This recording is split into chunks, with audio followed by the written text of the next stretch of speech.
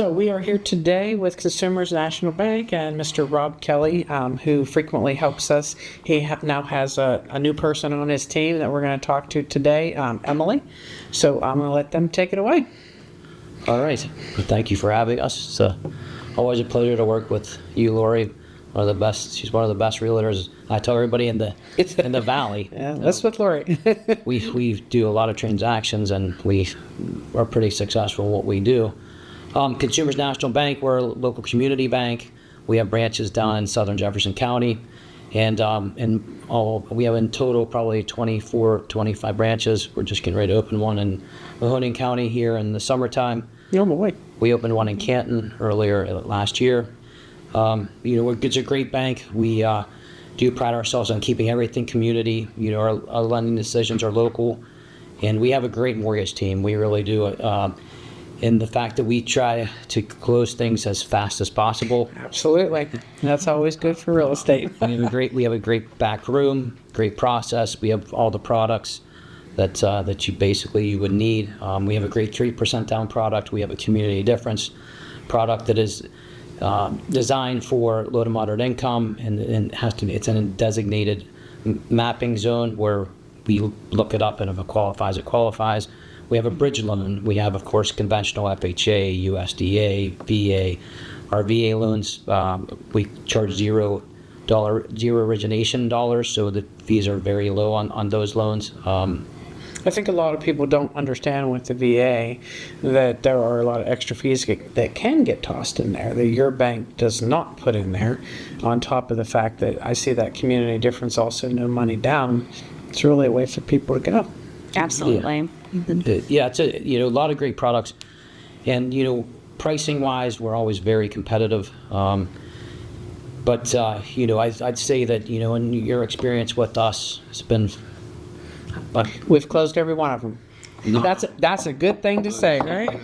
We've closed every one of them. And we've had some tough situations, but sure, we make it through it. We will portfolio some loans in certain situations, case by case, for things that won't sell on the secondary market or do not fit the FHA or government loan product. An example would be a large property with a lot of acreage, farm types. We do have ag lending too, by the way. So we love all of that stuff. You might have multiple properties on multiple homes on one property. We can deal with pretty much everything. How about the construction loan part? Are we doing anything with that? Ton. Okay. Yeah. So that's going to be the right new now. trend, supposedly. Mm-hmm. This is what I hear. I think, I don't know how many I have going right now, but I have a couple going right now and a bunch more coming. That is we have a great program. So our program for construction is, we can do it as little as 5% down. Your land can count as your down payment. I remember that, and I do tell people that your land counts as your down payment. That's a big deal. As long as they own it free and clear, or they have equity. We allow 12 months. It's interest only for 12 months. You have 12 months to build your house, and we can be flexible with that on a bigger project, and we can. At that point in time, it goes into after the house is built and they're moved in. It's switched right to a 30-year loan. So there's just one closing at the beginning, and the rate is locked. It does not change at that point in time, and then again it converts right to a conventional 30-year fixed loan. Nice. And the bridge loan being like that too, I don't know that a lot of our clients know the bridge loan is actually available to them. If you wouldn't mind touching base, I know there's 2 appraisals. I know they get 12 months to sell. Just going from one house to another.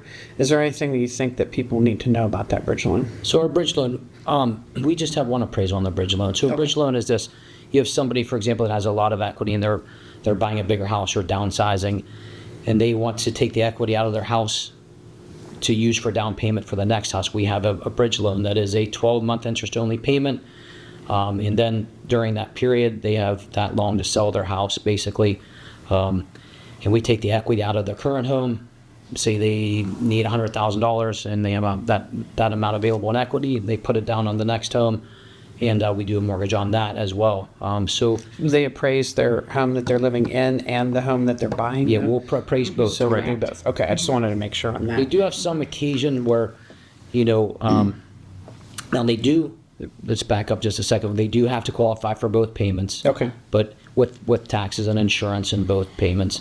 But the bridge loan is interest only. In a couple of situations where we had to clean up some debt with the bridge loan, pay off some, it might have been cars, revolving debt, other types of loans that they have to get their debt to income ratio to work. We can do that as well. So it's a pretty user-friendly product. What is the debt to income ratio on a bridge loan versus, let's say, FHA? So FHA is probably the most liberal in that it allows you to go to about 50, but roughly 55. It's all automated underwriting, so we might be able to get it even higher. But VA, the debt ratios could be, 60, and we get an approval. Yep. Bridge loan, we allow to go up to 48 or 49% total cumulative loan to value with the new mortgage and the current bridge loan. Okay. But we get a lot of questions about the bridge loan because it is a very unique product. And again, as I said, it's interest only payments. So we would definitely pay off the first mortgage because we want to be in first lien position. So the existing mortgage on the house, if they did have one, we'd pay that off and incorporate that into the bridge loan as well.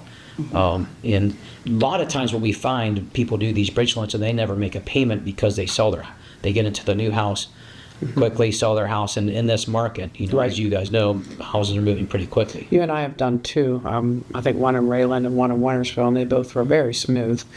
Actually, three. There was two in Wintersville that we did. So, yeah, super smooth. People were happy because they didn't have to worry about trying to show their house while they're there and moving from one place to another. So I almost see a trend moving towards that a little bit as well, since we're moving back to, I feel like we're going to move back to home sale contingencies. A lot. Again, Yeah, for we see sure. that all the time now. I think it takes a lot of pressure off, having Yes. to sell your home so quickly and Yes. how, you're going to Lining plan up those that out dates and and, line it yeah. up so perfectly. It takes a lot of pressure off. It's a really great product. Most bigger banks do not have.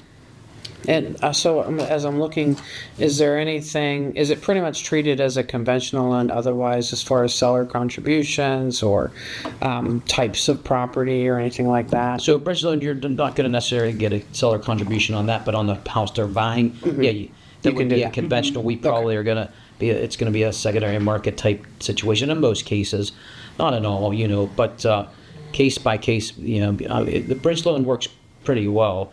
And you're right, seeing a lot of contingencies right now. I just talked to a young lady today. They need to sell in order to buy, and so you're going to see that coming up a lot. And I think the market's going to heat up here. Yeah. Because rates are low now. We have rates in the 5s right now, where a year ago it was probably 1% higher. I think they're the lowest we've had in 3 years. now. Yeah, I like to see that coming down. People like to see that too, and they generally feel more comfortable buying more house that way. Nathan and I right now, I think we have a triple play and a quadruple play. So as realtors, those make us really nervous because, one thing can't go wrong for anybody. So bridge loan makes it a little bit easier for us. The other product that I like is we have a 3% first-time home buyer program that the rates are, you get a better rate. You take a class online, you have to be a first-time home buyer, and it is the best deal out there, I think, because they get a break on rate, they get a break on PMI. So you consider that rate to be pretty competitive? It's probably like Very. 5.75 right now, 5.875. Oh, that's really nice. And it's we do a lot of those.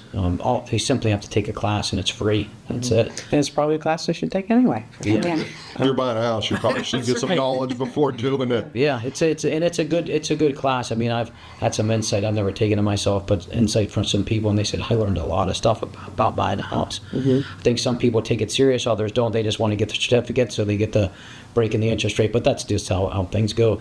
But it is a good program. And again, the rates are phenomenal. Well, I have a question. Speaking of first-time home buyers, have you ever run into people who just don't qualify for the pre-qualification process? And if so, do you have any kind of program to work with them and help them better their credit or better their situation so that they can move forward at a later date? We run into that very often. So what I do is, I've been doing this a very long time, is depending on how interested they are, I would go over their credit report with them, explain to them, hey, you have for example, you have collections. Let's get these cleaned up and get them off your credit. Because like FHA, for example, if you have cumulative of $2,000 or more in collections, you have to pay them all off.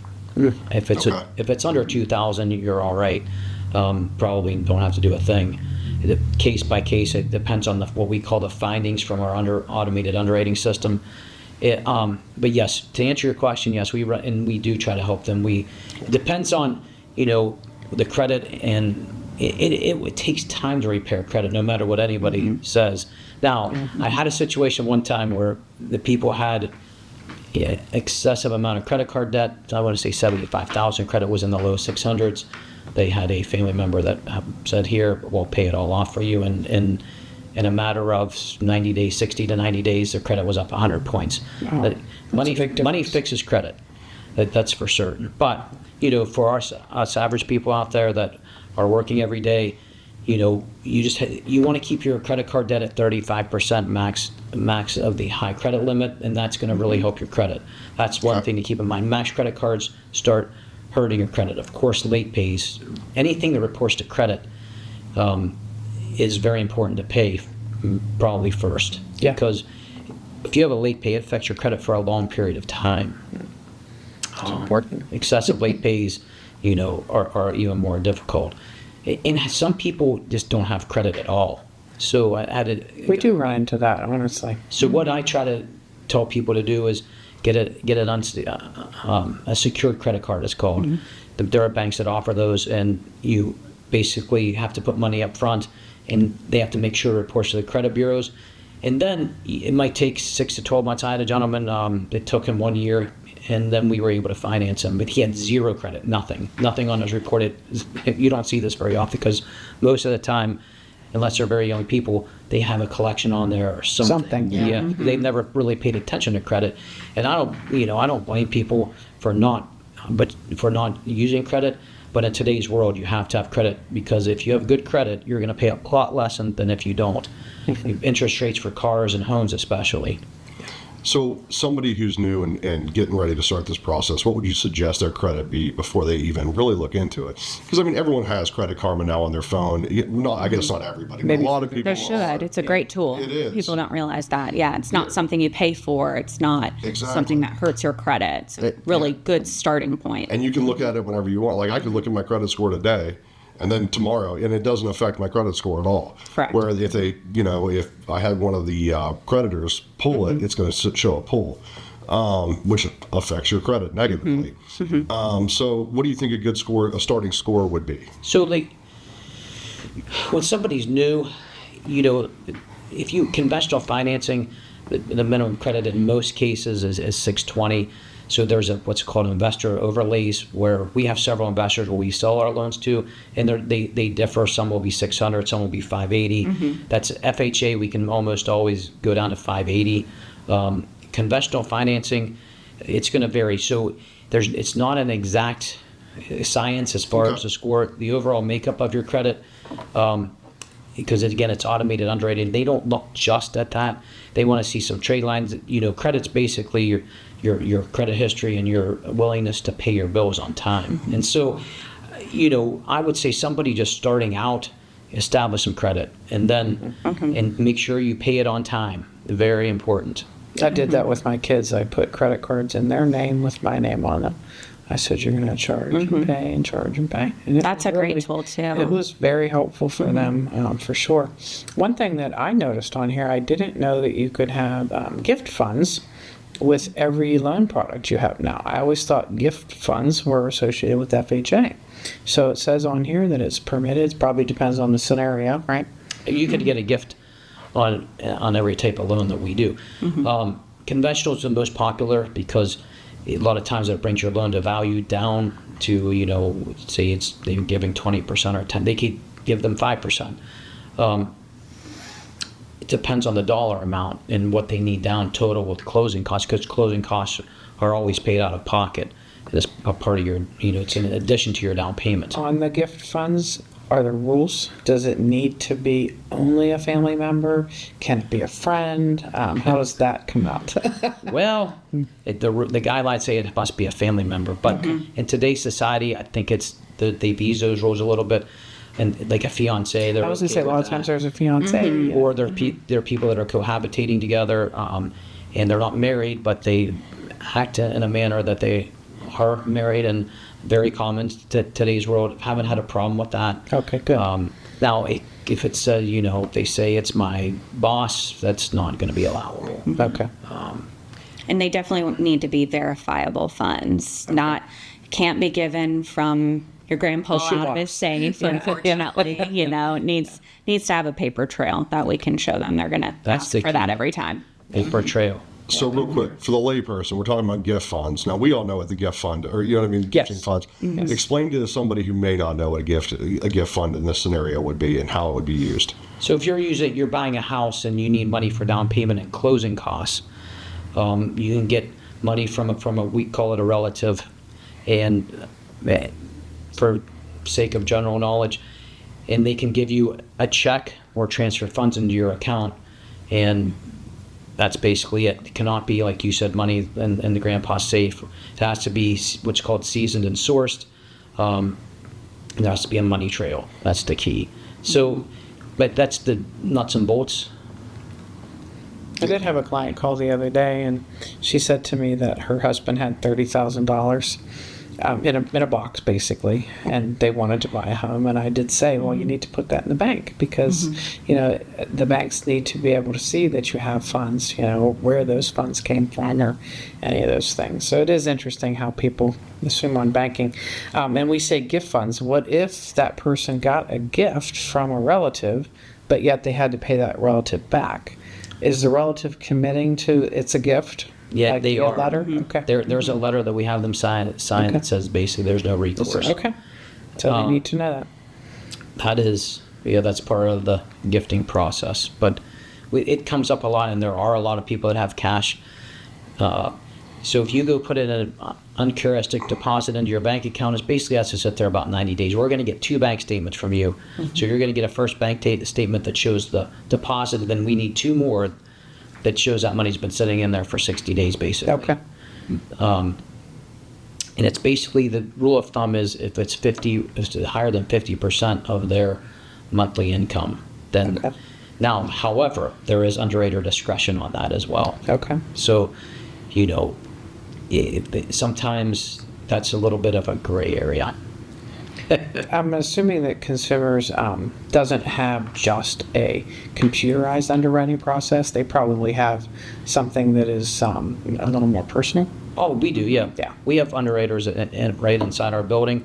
But we do basically manage off automated underwriting and what we call the findings, what comes back and what they say additional information we need or what we need from the client as far as documentation. And we do manage off of that. Which is really, it's a good thing for the clients because there's some flexibility there that they might not have with a big box lending company. Absolutely. Real person. Yeah. And Yes, they have discretion. We like understand. Yeah, I like. But it Makes is life easier. Yeah, and we get into some very complicated situations. We use self-employed. I do a ton of self-employed loans. We have a couple of spreadsheets we put everything together on, and basically come up with an income source. How we look at income and how the lay person looks at income are 2 totally different things. But one thing, for example, if you're a Schedule C sole proprietor, we get to add back in your depreciation. So, you have a certain individual that they have a business that they buy a lot of equipment in their account, says depreciate this, X amount of dollars, we get to add that money back in as income. So there's a couple of things, that we can get around. Rental income, we do a lot of that. There's where people investor use that, friendly. That's a good thing. where people use that income to qualify. They just have to have a history of that. And you can't just have bought a house and in December of last year and then because we don't have there's no. I'm going to rent this for $2,000 a month. I promise. Now there are programs though that will take, if you're buying an investor, they will take the rental income based on what the appraiser says on the appraisal. Okay. That's the most popular way to do it, and we could possibly use that income. We also have some programs that for self-employed that are bank statement programs, and they have to provide 12 or 24 months of bank statements, and we send it in, they analyze it, and that's how we get income. Well, rather than even looking at the tax returns, that's pretty cool. which is very helpful. Yeah, for sure, for sure. You're going to pay a little higher rate for something like that, but there are individuals that, you know, that it will benefit from that type of situation. Yes, yes, especially when it comes to what they write off on their taxes and different things like that. So it really is an extra opportunity for sure. You guys are in West Virginia, Ohio, and Pennsylvania, which is mostly where we're practicing. I don't know if you know, but Harvey Goodman is now new to Pennsylvania. So we have a broker in Pennsylvania and an agent in Pennsylvania, and we'll continue to grow that. Any other areas that we should know about? So we can lend anywhere in the country, anywhere in the United States, just about. There might be a couple places that we can't, but we, like maybe DC, maybe might be one. I can't remember exactly, but we can lend pretty much anywhere. Now, our bridge loan product and our in-house products are in our footprint. Yeah. And in surrounding counties. But yeah, I mean, I've just did a couple loans in Florida recently for people that are buying second homes. You know, people are buying investment properties. You know, down in certain states in the South, mostly. It seems that's where people want to go right now. After this winter? Yeah. Yeah, Understand it. we blame them. I'm thinking the same thing. Yeah. So basically, we need people to know that you and, of course, Emily now are available all the time. As you said, even on weekends and in the evenings, because a lot of times people work, they can't use their phones. So Consumers is a good place if you need to be able to get information quickly and educationally. So they will also help you with anything in that regards.